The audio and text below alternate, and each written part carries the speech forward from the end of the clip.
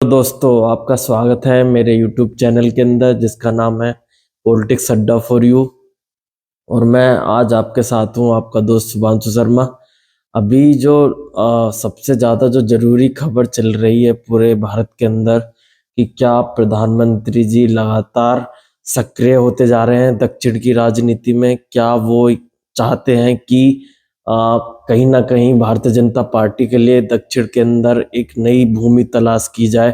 क्योंकि आपने देखा ही होगा पिछले बार के जो लगा 2 या 3 चुनाव हुए हैं जिसमें भारतीय जनता पार्टी पूर्ण बहुमत की सरकार बनाने में कामयाब रही।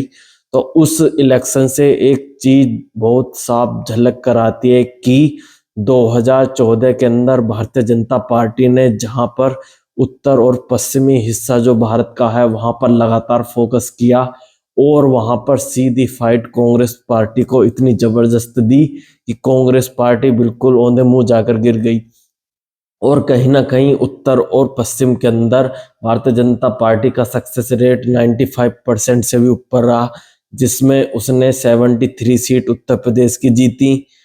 उसने 25 से ज्यादा सीट बिहार के अंदर जीती, 26 सीट वो गुजरात के अंदर जीती, पूरी की पूरी 100% सीट वो गुजरात के अंदर जीती। 25 जो राजस्थान की सीट है वो वहां पर जीत कर आई।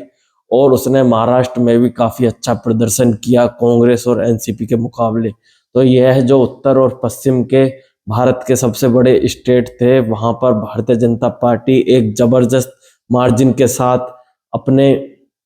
वोट लेकर आई और उसने 90 से 95% सीटें अपने खाते में डाल ली। जबकि 2019 की अगर मैं बात करूं तो भारतीय जनता पार्टी का यह फोकस उत्तर पश्चिम के साथ तो था ही था, लेकिन उसने उत्तर पूर्व के अंदर भी अपनी नई जमीन तलाश करने की शुरुआत की, जिसके अंदर उसने लगातार पश्चिम बंगाल में काम किया और उसने एक ऐसी लीडरशिप खड़ी की पश्चिम बंगाल के अंदर, चाहे वो शुभेंदु अधिकारी हों, दिलीप घोष हों और भारतीय जनता पार्टी के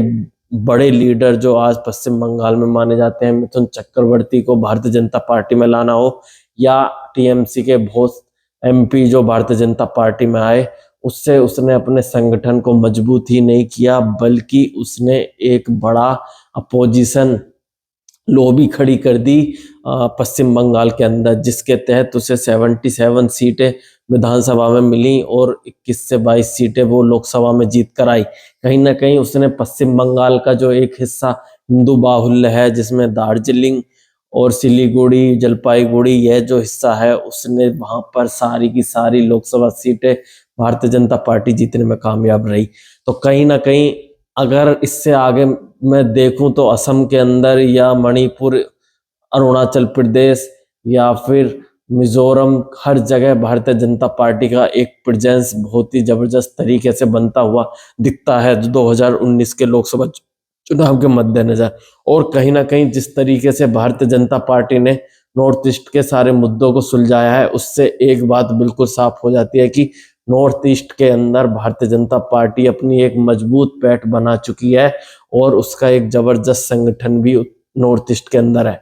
अभी 2024 के जो लोकसभा इलेक्शन है वहां पर भारतीय जनता पार्टी से जो क्षेत्र अछूता रहा है हमेशा, जो 2019 के अंदर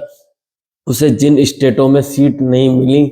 उन स्टेटों पर लगातार भारतीय जनता पार्टी फोकस में है, जिसके अंदर केरल और तमिलनाडु प्रमुख रूप से हैं और आंध्र प्रदेश भी उसी में से है, जहां पर भारतीय जनता पार्टी का खाता भी नहीं खुल पाया। यह चीज माननीय नरेंद्र मोदी जी को बहुत अच्छी तरीके से पता है क्योंकि 25 सीटें आंध्र प्रदेश की हैं, 39 सीटें तमिलनाडु की हैं और 20 सीटें केरला की हैं। तो कहीं ना कहीं 100 से ज्यादा सीटें ऐसी थी साउथ के अंदर जहां पर भारतीय जनता पार्टी एक भी सीट नहीं जीत पाई। क्या वो कैलकुलेशन माननीय नरेंद्र मोदी जी के दिमाग में बैठी हुई है, इसीलिए प्रधानमंत्री लगातार साउथ के दौरे कर रहे हैं और दौरे ही नहीं कर रहे, जिस तरीके से वो रामेश्वरम में भगवान राम की आस्था में डूबे हुए दिखे, कहीं ना कहीं यह बात निकल कर आ रही है कि तमिलनाडु की जो बीजेपी यूनिट है वो माननीय प्रधानमंत्री जी को साउथ की किसी तमिलनाडु के अंदर बेसिकली, चाहे वो कन्याकुमारी की सीट हो या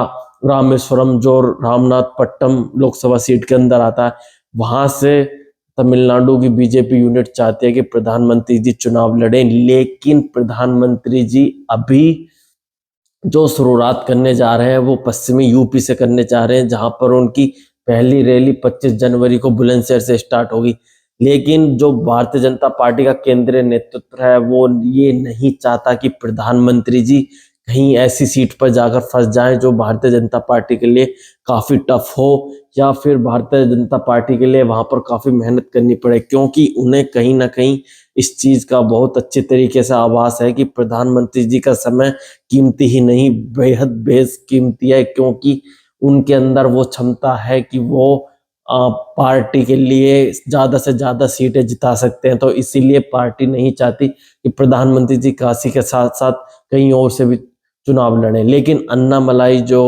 तमिलनाडु के बीजेपी प्रेसिडेंट हैं वो लगातार इसी कोशिश में लगे हुए हैं कि कहीं ना कहीं प्रधानमंत्री जी यहाँ से चुनाव लड़े। लेकिन देखने वाली बात होगी क्या अभी जब भारतीय जनता पार्टी की लिस्टें आनी स्टार्ट होंगी तो उसमें किस प्रकार से भारतीय जनता पार्टी अपने कैंडिडेटों का अनाउंसमेंट करती है। लेकिन ये चीज कहीं ना कहीं अब बिल्कुल साफ दिखती हुई दिखाई दे रही है कि जिस प्रकार से केरल और तमिलनाडु के अंदर लगातार प्रधानमंत्री जी विकास की योजनाओं को लागू कर रहे हैं और जिस तरीके से ताबड़तोड़ दौरे उनके चल रहे हैं, तो कहीं ना कहीं भारतीय जनता पार्टी इस फिराक में है कि इन स्टेटों से जहां पर वो पिछली बार एक भी सीट नहीं जीत पाई, कम से कम 20 या 30 सीटें जीतने में कामयाब हो। लेकिन यह वक्त ही बताएगा, क्योंकि कर्नाटक और तेलंगाना के अंदर साउथ में भारतीय जनता पार्टी कहीं ना कहीं मजबूत दिखती है, लेकिन आंध्र प्रदेश, तमिलनाडु और केरल के अंदर उसकी हालत बहुत खस्ता है। लेकिन आने वाला टाइम बताएगा कि किस प्रकार से भारतीय जनता पार्टी ने अपना संगठन को रिवाइव किया है। केरल के अंदर हो या तमिलनाडु के अंदर हो, किस प्रकार पार्टी चुनाव लड़ती है, क्या पार्टी की स्ट्रेटजी है, क्योंकि आंध्र प्रदेश के अंदर कहीं ना कहीं पार्टी टीडीपी के साथ गठबंधन करती हुई दिख रही है। लेकिन एआईडीएम के जो तमिलनाडु में उसका पहले अलायंस हुआ करती थी पार्टी, उससे उसका संबंध टूट गया है और भारतीय जनता पार्टी वहां पर अकेले लड़ने की फिराक में है, क्योंकि उसे पता है कि जब तक वो अकेले नहीं लड़ेगी तब तक उसका वोट परसेंटेज नहीं बढ़ेगा और वो ताकतवर नहीं हो पाएगी। उसी प्रकार केरल में भी भारतीय जनता पार्टी अकेले ही चुनाव लड़ना चाहती है। तो कहीं ना कहीं भारतीय जनता पार्टी का फोकस ये 3 स्टेट बहुत ज्यादा है, क्योंकि इन 3